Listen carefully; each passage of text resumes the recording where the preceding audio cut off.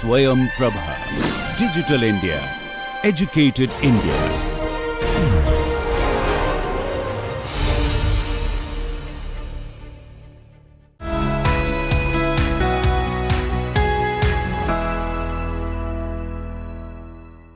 Stokes equation starting from the Reynolds transport theorem.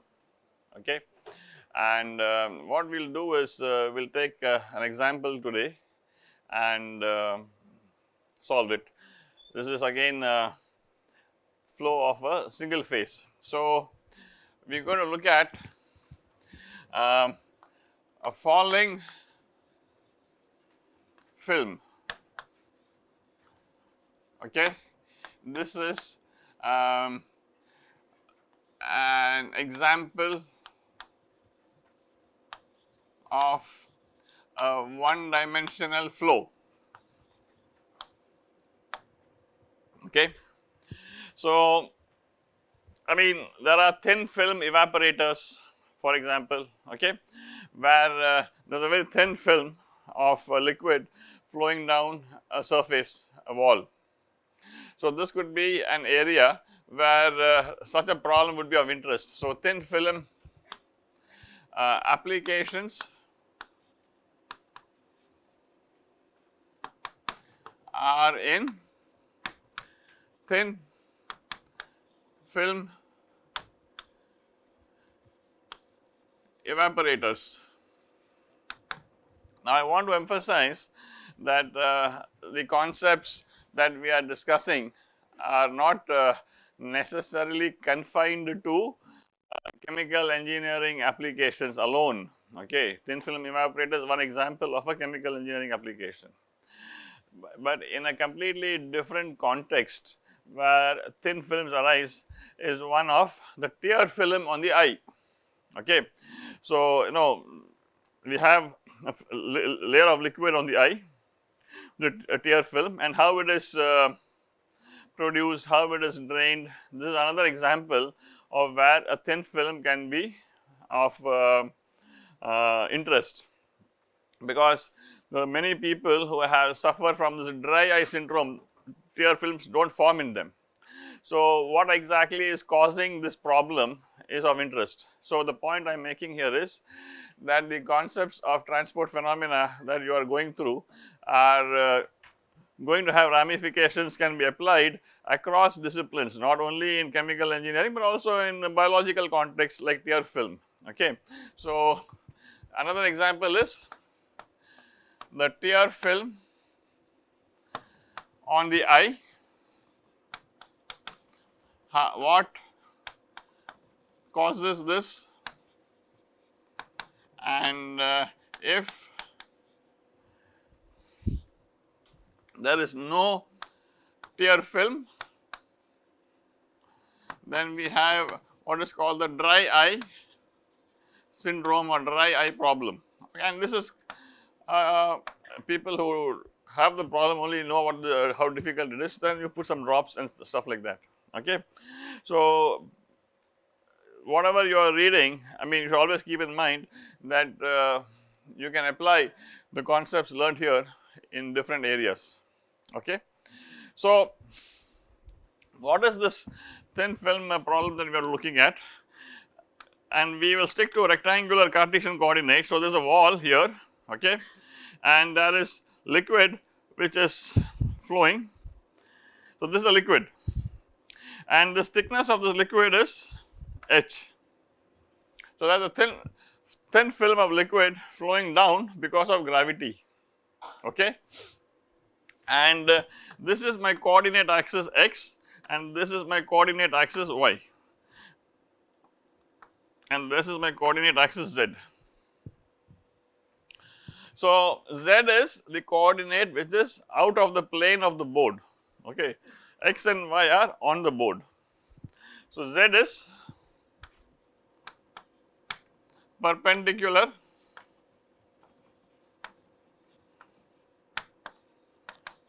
to the board.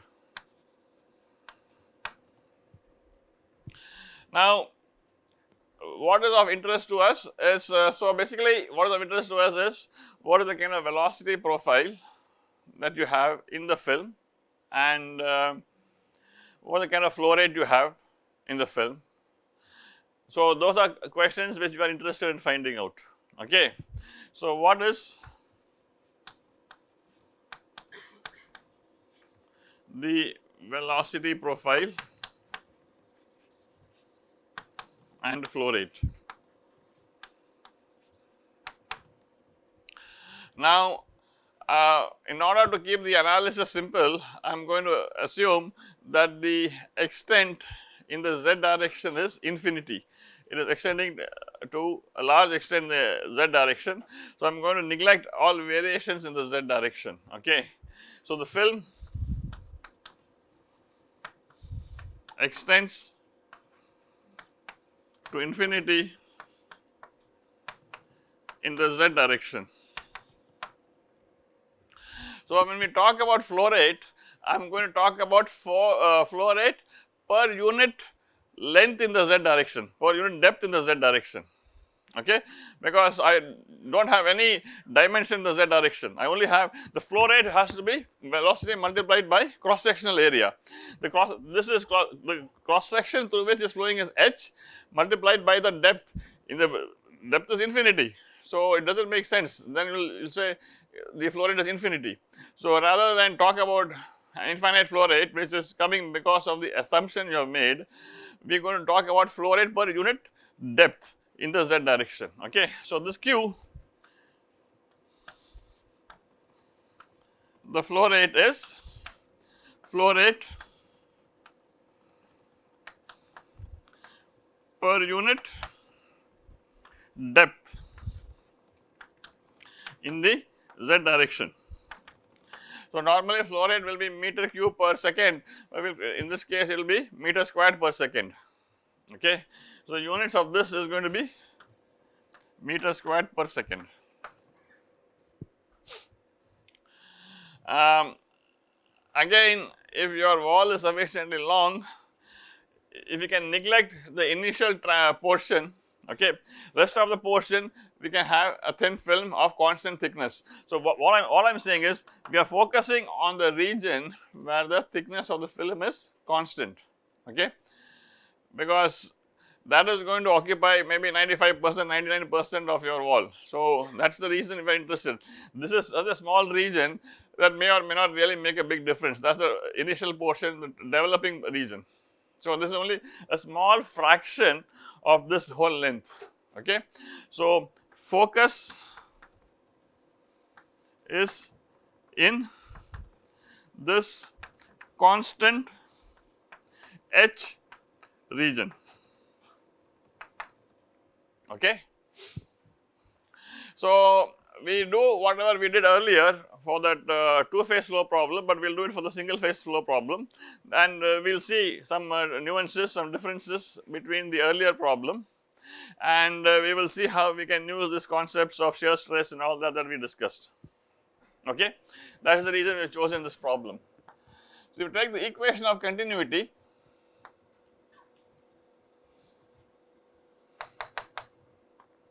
to keep life simple, I am going to say dou u by dou x plus dou v by dou y plus dou w by dou z equal to 0.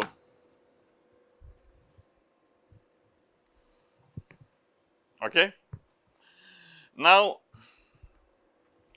in the z direction, because infinitely long, the flow is, there is going to be no flow in the z direction, there is flow only in the vertical direction, and there is going to be no changes in the z direction. Okay. So, basically because of this infinite assumption, this goes to 0 because w equal to 0 and d by dz equals 0.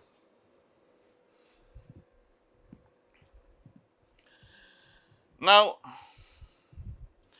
I have this thin film, okay. Height is constant. So, what does that mean? That means the velocity is not going to change, because the cross section through which the liquid is flowing is constant. H is constant. So, the velocity is at a particular height is the same as the velocity at some other height, because if the velocity is different, then because of continuity u1 a1 must be equal to u2 a2, okay, or what, v1 a1 must be equal to v2 a2, right. So, because the height cross section is constant, the velocity is going to be constant. So, basically this is like a fully developed flow, okay. The assumption of constant h, because h is constant, v does not change with y. This is the y direction, change y, the velocity is not changing, okay. It is like fully developed flow.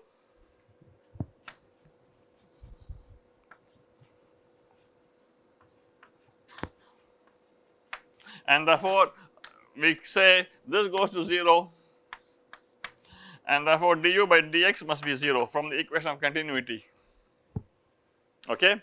And if du by dx is 0, that means there is no change in the horizontal component of velocity, in the x component of velocity with x, okay. And because u equal to 0 at x equal to 0, how is that? Because of the no slip boundary condition, no penetration boundary condition. U is the horizontal component of velocity, because the rigid wall, liquid cannot penetrate it, okay. So, u equal to 0 at x equal to 0, because the wall is rigid, okay. So, there is no penetration.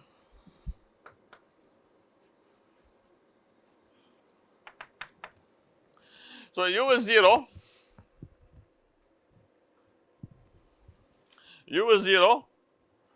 because of no penetration at the wall, and because u does not change with x, u is going to be 0 everywhere. So, there is going to be no horizontal component of velocity at all, okay. So, u equal to 0 for all x.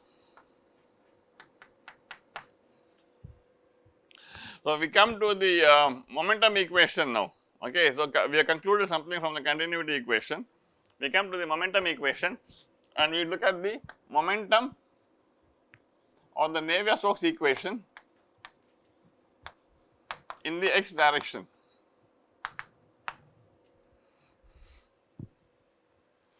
So, now you are experts in evaluating the momentum equation, you know how to calculate divergence of tau, you know how to calculate del dot rho u and everything, right. So, anyway, so the momentum equation, let me write it now. I am writing it in the vectorial form. This is one of the forms which we can write, okay, equals minus gradient of p plus rho g plus mu del squared v. Of course, this equation is correct, is very good, but it is useless if I am going to stick to the vectorial form. I need to write it in the each direction, each component, and then proceed further, see what kind of inference I can make, okay. So, in the x direction, if I want to write it, I would write du by dt, and you should expand this like we have done before, okay. And this is what you will get, u du by dx plus v du by dy, w du by dz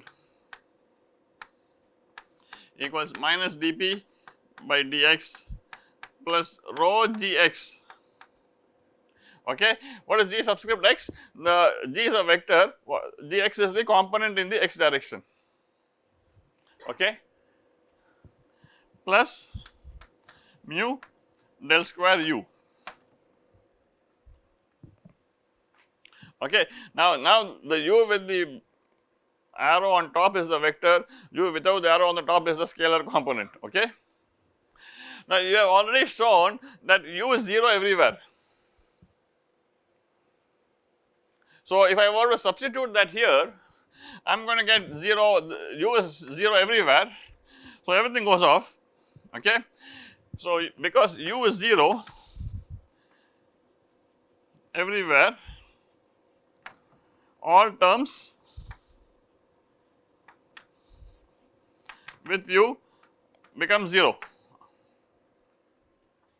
What about g subscript x? Gravity is in the vertical direction. So, there is no component of gravity in the x direction. Okay. G subscript x is also equal to 0. There is no gravity in the x direction. And what this means is dp by dx is 0.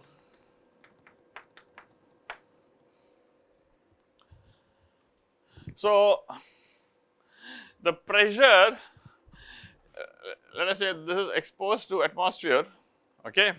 So, this is P atmosphere here, the pressure is P atmosphere everywhere here, there is no, at this point it is P atmosphere. So, pressure does not change in x direction. So, everywhere in the film it is P atmosphere, take some other location it is P atmosphere. So, everywhere in the film the pressure is P atmosphere, okay. You take any location for any y, there is no change, it is P atmosphere, take some other y, it is P atmosphere. So, so pressure is P atmosphere everywhere in the film. So, P is equal to P atmosphere everywhere in the film. The point I am making here is this particular flow is not pressure driven, pressure is same everywhere, okay. So, flow is not pressure driven, okay. At every y,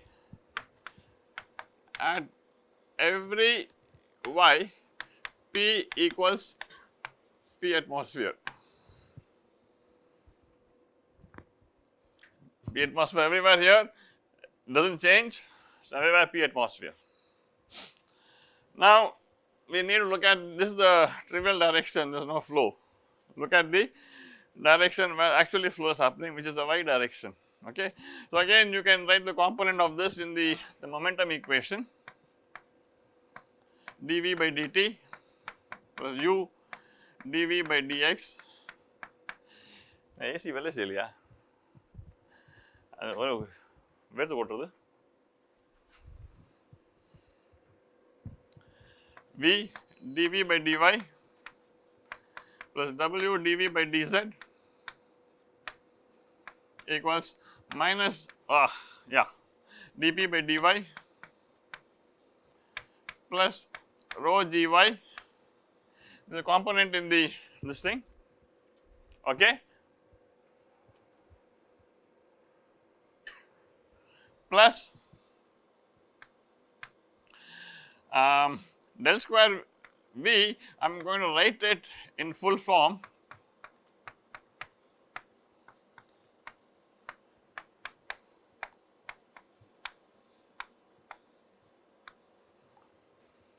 that is the del square v. So, all I have done is expanded everything in the y direction, all the terms, okay. I have written the momentum equation in the y direction. So, now we need to see how things can be simplified. dv by dt is 0 because of steady state. I mean, if things are not changing with respect to time at every point, I mean, so everything is moving at a constant velocity, at any point the velocity does not change with respect to time. This is 0 because u is 0,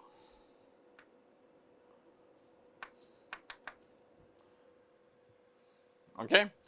This is 0 because of the fully developed flow, velocity h is constant, velocity does not change with y, okay.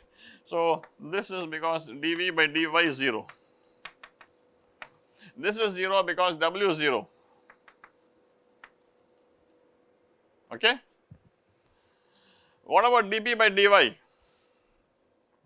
dp by dy is also 0 because pressure is atmospheric here, pressure is atmospheric everywhere, we already saw that, and therefore dp by dy is also 0 because pressure is atmospheric everywhere, okay.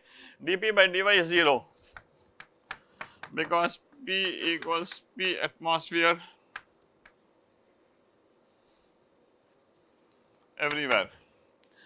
Gy exists, Gy is the component in the y direction, y is vertically upwards. So, what will be Gy?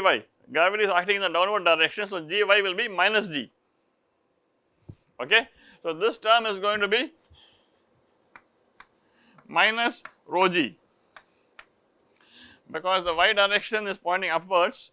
The acceleration due to gravity in the y direction is minus G. Gravity is acting in the minus y direction. Okay. And what about the derivative with respect to x?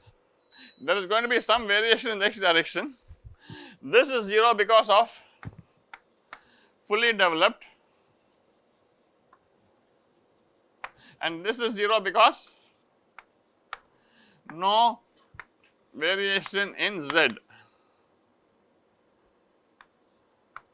Okay, because of the infinite z assumption. So, what am I left with? I am left with the fact that I have 0 equals minus rho G plus mu d square V by dx squared.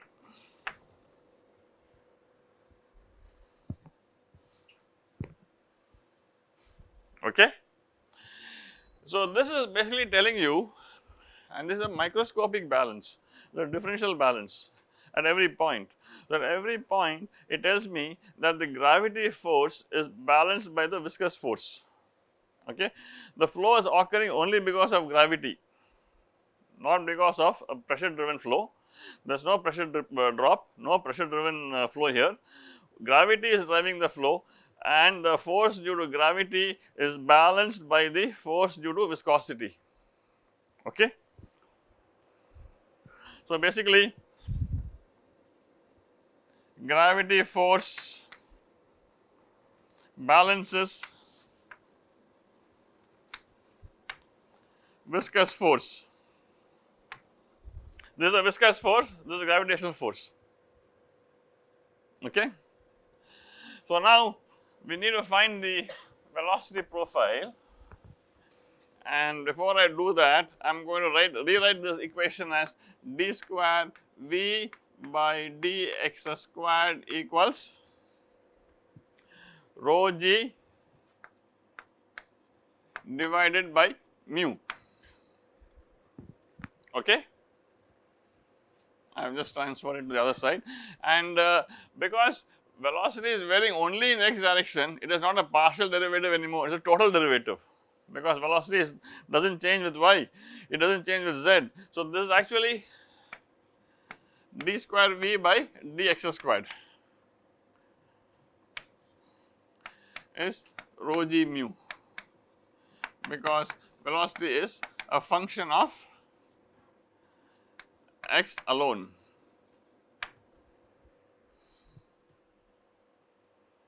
Okay. So, now you can integrate this, because this is a constant, rho G, u, mu are all constants. So, you can integrate it and you can get dV by dx is equal to rho G by mu x plus C1, and velocity is rho G x squared by 2 mu plus C1 x plus C2. Okay. In order to find these two constants, I need to get the boundary conditions. Okay. So, I can find these constants only if I can know the boundary conditions. What are the boundary conditions I will use? The boundary condition, the extent, and here what is the domain over which I am solving, what is the range of x over which this differential equation is valid. The differential equation is valid from x going from 0 to small h. Okay. So, this equation is valid for 0 less than x less than h, and my boundary condition have to be at 0 and h. Okay. So, what is the boundary condition at x equal to 0? The wall is stationary, the liquid adjacent to layer adjacent to the wall will also be stationary because of continuity of velocity. Okay. So, that is the no slip boundary condition. So, basically I am saying at x equal to 0, velocity must be equal to 0. This is the no slip boundary condition. So, when I substitute this boundary condition, what do I get? I get C2 equal to 0, because at x equal to 0, so this implies C2 equal to 0. Okay. And what I have to do next is find C1. Now, at x equals h, we have a gas liquid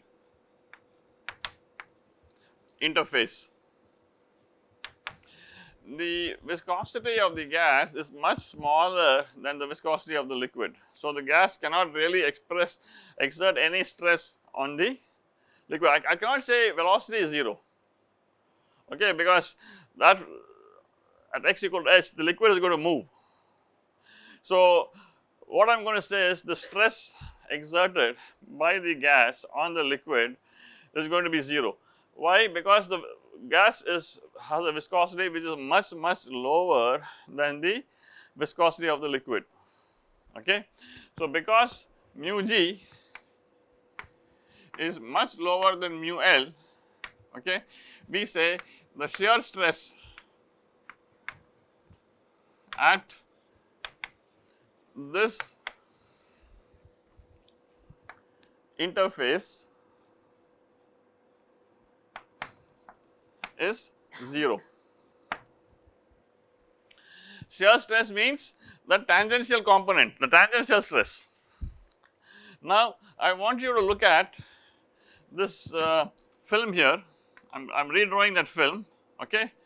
This is h, this is x equal to 0, this is x equals h.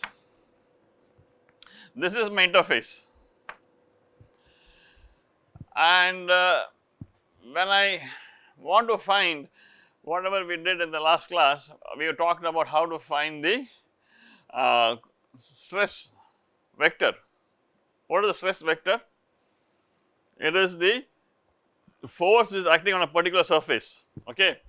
What is the direction of the outward normal to this surface here?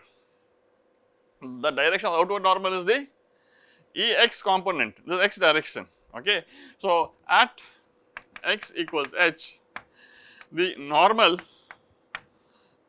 is Ex or E1. This is the direction of the outward normal, because if I go to my index notation, x is my first index, x, y, z, 1, 2, 3. Okay. So, the direction of outward normal is this thing. So, if I want to find what is the component of the stress vector,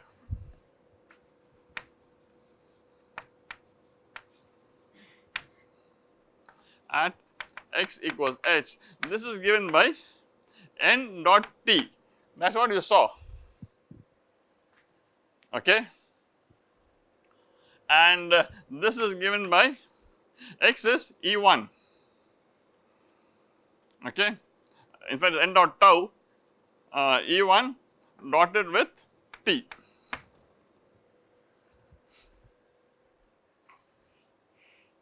This is the vector which is telling you all the 3 components of the force per unit area acting on that surface, because E1 dot t will give you a vector.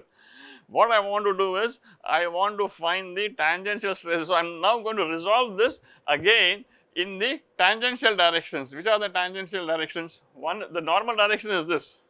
The tangential directions are going to be the y direction and the z direction.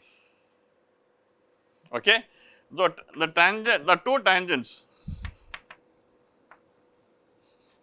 here, that is the in the y and z direction,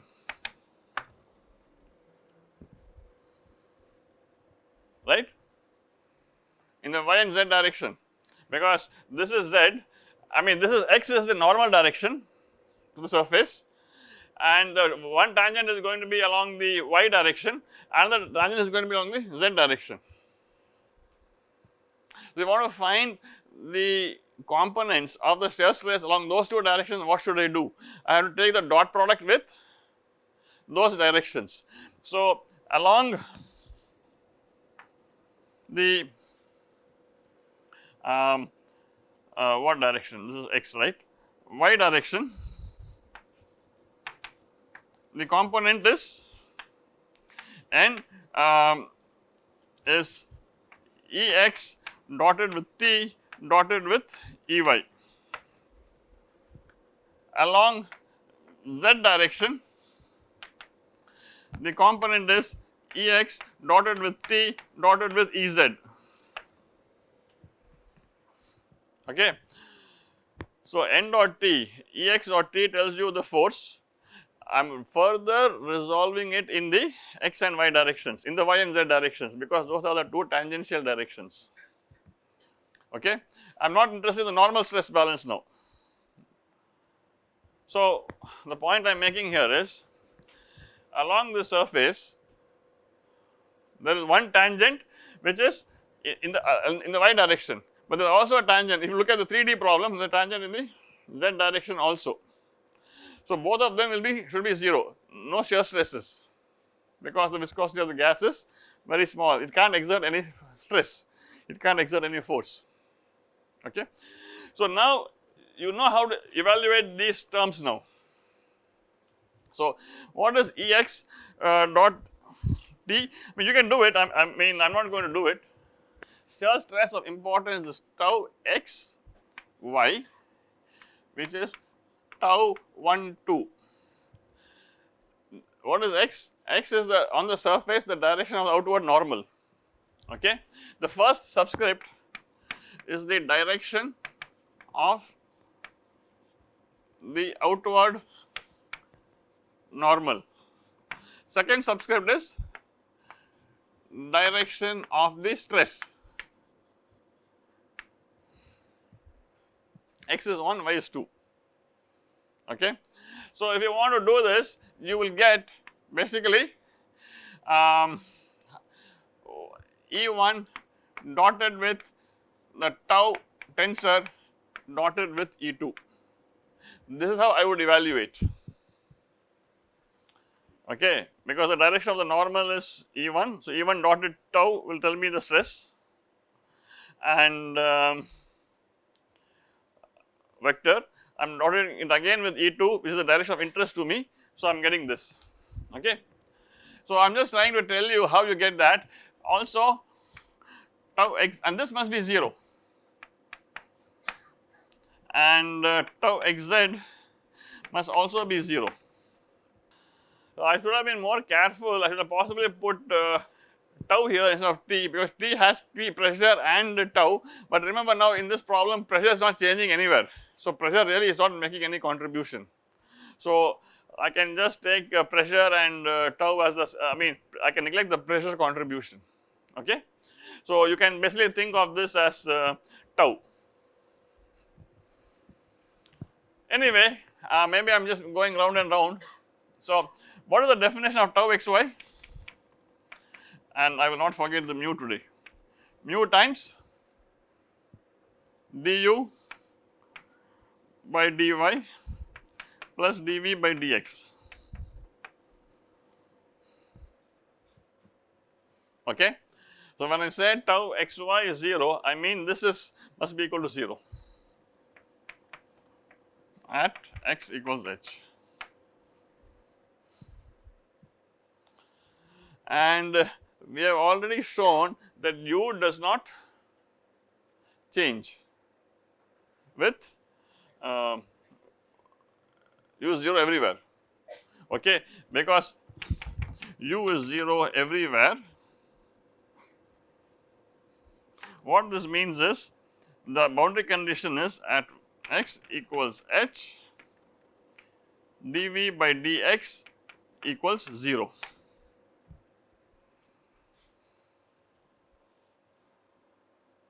Okay. So, I am getting the derivative is 0 at that wall, at the interface. because mu is not 0, mu is a density viscosity of the liquid, that is not 0. I want to ask what happens in the other direction. I said tau xy, what is the information I get by looking at tau xz equal to 0, because that is my other tangential direction, okay. So tau xz,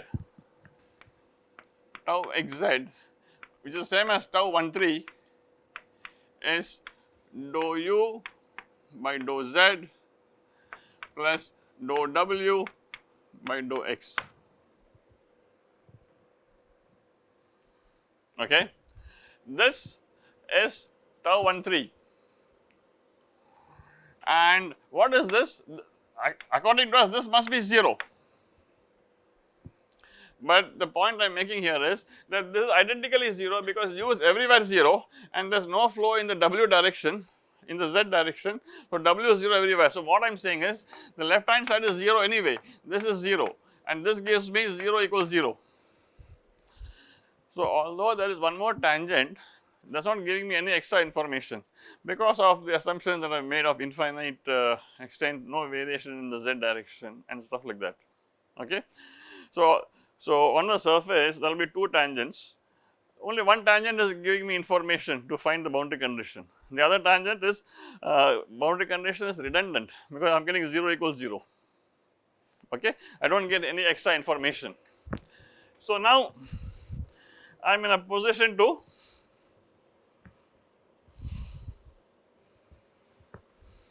solve this problem because I have the boundary condition. I have the boundary condition dv by dx equal to 0, this is what I have to use, okay. If I remember right, v was rho g by mu x square by 2 plus c1 x, right, please check. What is dv by dx? X equals h, it is rho g h by mu plus c1. So, c1 is negative of this and I get velocity v equals rho g h, rho g 2 mu x squared, maybe I keep this 2 here, rho g by mu out minus hx,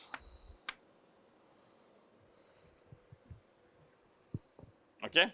All I have done is substitute the value of C1 from the calculation which I got by imposing the boundary condition.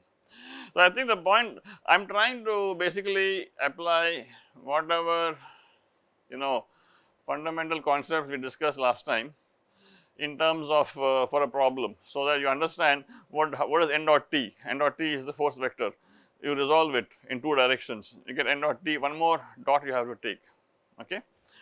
And so, this is my velocity field, which is one thing which I wanted to find out, okay. The other thing we said we will find out is what is the flow rate. So, how do you find the flow rate? You just integrate this velocity from 0 to h, you get the flow rate. So, q is integral 0 to h v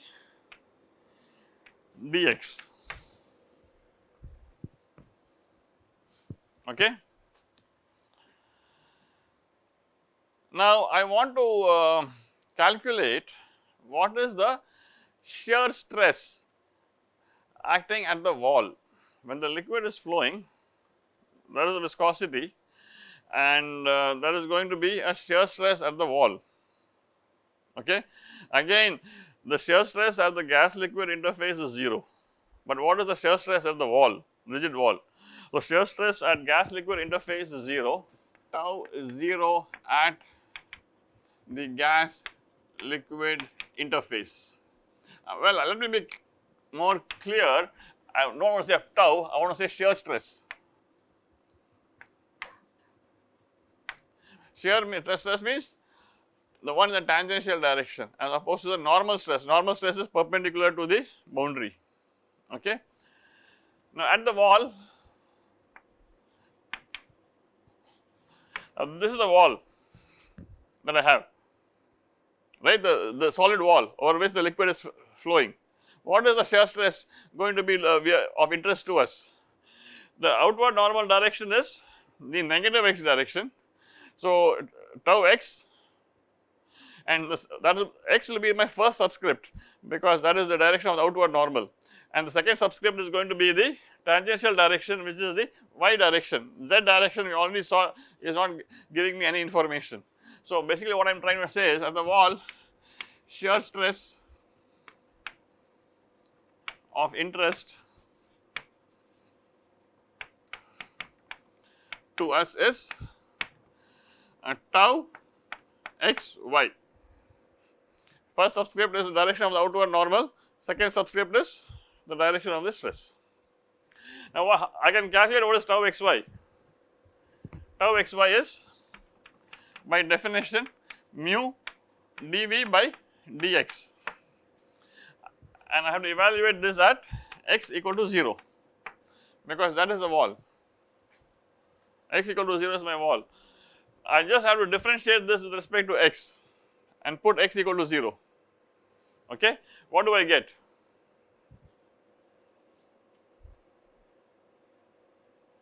Minus rho g h.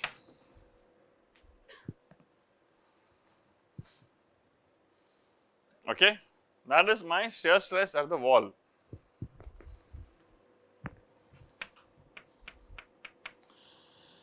Now, you see that the shear stress is negative. So, there is basically a sign convention which is normally used. If the direction of the outward normal and the direction of the stress are both positive, then are both the same, then the shear stress is positive. If the direction of the outward normal is in the negative direction and the direction of the vector is in the of the opposite sign, then it is negative. Okay. So, this sign convention is what I am going to use to tell you what is the direction in which the shear stress is acting. Okay. Where did I put it? The sign convention for tau. If direction of the outward normal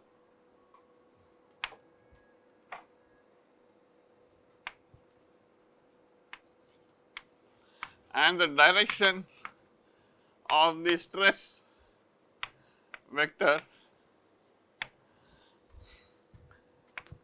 are both positive, both negative, then tau is positive. If the direction of the normal is in positive direction, direction of the stress is in the negative direction, or vice versa, tau is negative. Okay. So, if tau is negative, that means the direction of the outward, so I have got tau negative here. So, it tells me that the direction of the outward normal and the direction of the stress are in the opposite directions. Okay. So, the direction of the outward normal here is in the negative x direction. So, the direction of the stress has to be in the positive y direction. So, that is this positive y direction is upwards. So, my point is the shear stress is acting in the upward direction, okay, at the wall. So, this, since at x equals 0, the normal is in the negative x direction, the direction of the stress is in the plus y direction, because tau is negative. Okay. So, this tau, the shear stress is acting in the upward direction.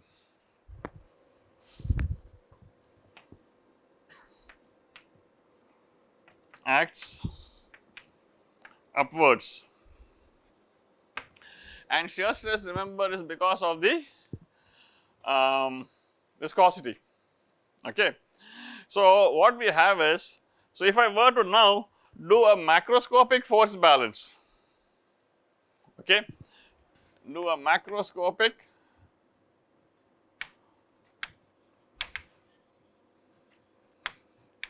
balance. What I mean by that is, I take this as my control volume, okay. This is, let us say, L, length is L, thickness is H, and in the Z direction is only one, unity, okay. In the Z direction is unity. This is my control surface. I am looking at all the forces which are acting, okay. So, on this surface, shear stress is 0, there are no stresses acting. Here everywhere pressure is P atmospheric, and there is no normal component of the stress, which you will see, okay. So, the only thing which is acting here on this control surface is the shear stress at the wall x equal to 0. No other control surface is contributing to the force, okay. You think about it. So, the force at the wall is tau xy multiplied by the area over which it is acting, which is L. Okay, tau xy is rho gh. So, it is rho gh multiplied by L. This is tau xy. It is force per unit depth. Okay, this is force per unit depth. So, this is force per unit depth in the Z direction. It is rho g h L. What is the weight of this liquid? It is again H, again per unit depth, H multiplied by L, that is this the area, multiplied by 1 is the volume, okay, multiplied by rho g. The gravity is rho g h L. This is what we saw at the microscopic level. Viscous forces are balanced by the gravitational force, okay. That is the information you got from the microscopic level at every point when you wrote the differential equation. I am telling you that the same thing at the macroscopic control volume level. The gravity force acting on the control volume is balanced by the shear force which is acting upwards, okay. Because the net force is 0, the liquid is not accelerating, the liquid is flowing at a constant velocity, and you are able to get a thin film of constant thickness, okay.